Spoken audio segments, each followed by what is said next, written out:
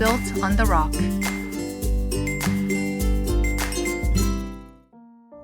Just like in last week's lesson, Jesus delivered his words on the Mount. He told people about the 8 blessings that begins with "Blessed are the poor in spirit," and also explained the laws that were said to the people long ago and what they actually mean.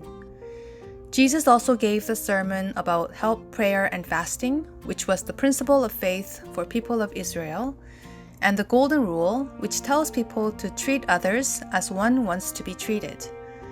That's a lot of sermons. People were completely drawn by Jesus' stories, but the last story that Jesus told in his sermon must have been the most fascinating of them all. After all, the conclusion of a sermon is usually the most important. Jesus told people the story about building houses. He said that some people built them on sand, while others built them on rocks. People built houses in different places. We have professionals building houses today, but at that time, people built their own houses. So listening to Jesus' story, they must have thought, who on earth would build a house on the sand? Only fools would do that. One would naturally think that if they knew what the climate in Israel was like. It never rains in Israel for the entire year, except for one rainy season. And during this season, torrential rain would fall suddenly. Even land that seemed solid during the dry season would start to crumble and turn into sand after the rain.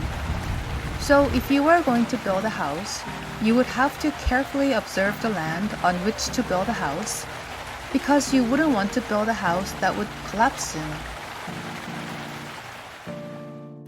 Jesus seems to have told this story to those who have heard so many stories so far to think about it. Just as you have to build a house where the ground is strong, Jesus was telling people how those who hear his words must live.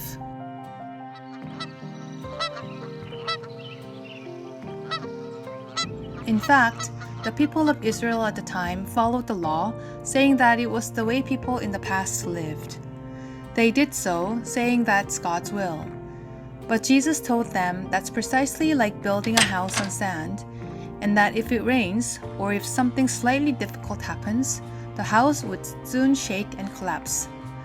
So Jesus told them that we must build our house on the rock, and that we must think about God's word and build our houses on Jesus' words as we practice it. If we build our faith little by little on Jesus, we would build a strong house of faith that will never collapse.